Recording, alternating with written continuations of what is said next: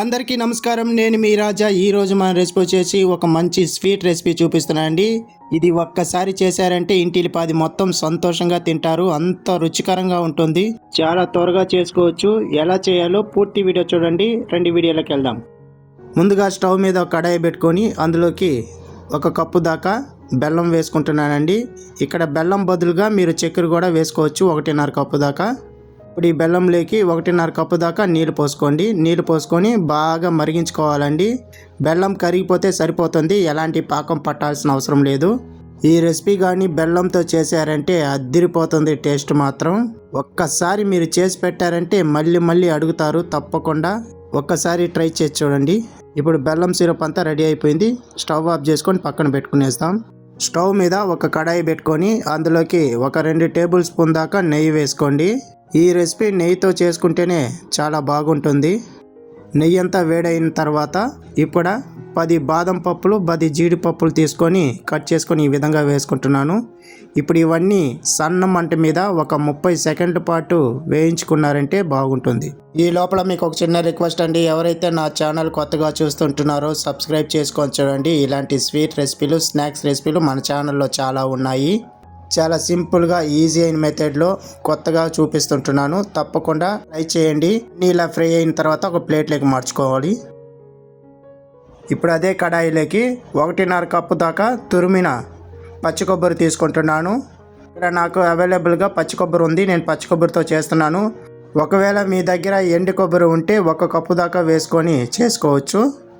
ఎండు కొబ్బరి లేని వాళ్ళు ఈ విధంగా 1.5 కప్పు దాకా తీసుకొని ఇలా సన్నని మంట మీద మంచి బ్రౌన్ కలర్ వచ్చేంత వరకు ఫ్రై చేసుకుంటే సరిపోతుంది.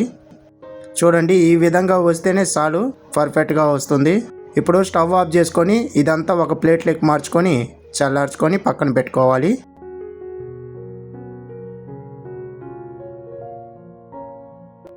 ఇప్పుడు అదే కడాయిలోకి 1 టీ స్పూన్ దాకా నెయ్యి వేసుకొని ఇందులోకి 1 కప్పు దాకా అటుకులు తీసుకుంటున్నాను. ఇక్కడ నేను నార్మల్ అటుకులు తీసుకుంటున్నాను. మీరు కావాలంటే పేపర్ అటుకులు కూడా చేసుకొని తినొచ్చు. ఇప్పుడు ఈ అటుకులంతా నెయ్యిలో ఒక 2 నిమిషాల పాటు బాగా వేయించుకోవాలండి. ఆ పచ్చివాసన అంతా పోయి నెయ్యిలో బాగా కలిసిపోయే విధంగా కలుపుకోవాలి.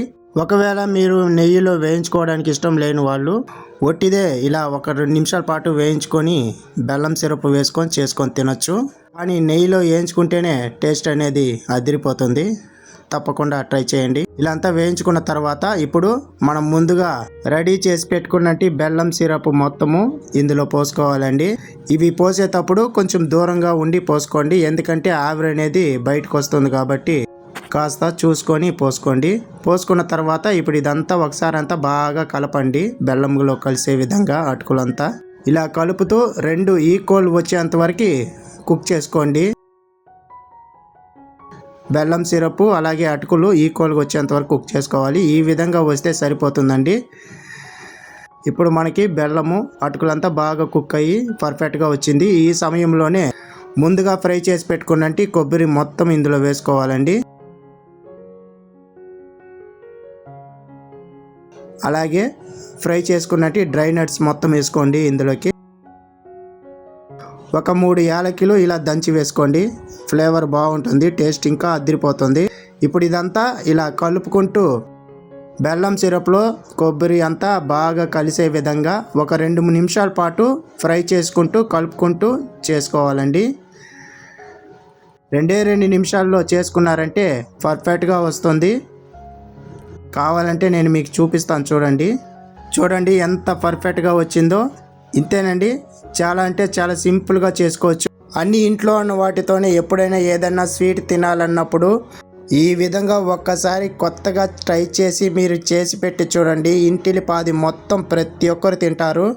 మీరు కనుక ఒక్కసారి చేశారంటే మళ్ళీ అడిగి చేపించుకుంటారు. అంత రుచికరంగా ఉంటుంది. చాలా అంటే చాలా సింపుల్గా చేసుకోవచ్చు. మీరు కూడా ఇంట్లో ఇదే విధంగా ట్రై చేసి ఫీడ్బ్యాక్ నాకు చెప్పండి మీకు ఎలా వచ్చిందని. ఈ వీడియో మీకు నచ్చినట్లయితే లైక్ చేయండి, షేర్ చేయండి, కామెంట్ చేయండి. మరిన్ని వీడియోస్ కోసం నా ఛానల్ సబ్స్క్రైబ్ చేసి పెట్టుకోండి. ఇలాంటి మంచి స్వీట్ రెసిపీలు, స్నాక్స్ రెసిపీలు నేను మీకు చేసి చూపిస్తాను. ఈ వీడియో పైన మీ అభిప్రాయం చెప్పండి. మీకేమన్నా డౌట్ ఉన్నట్లయితే నన్ను అడగండి. తప్పకుండా రిప్లై ఇస్తాను. మళ్ళీ వీడియోలో కలుద్దాం.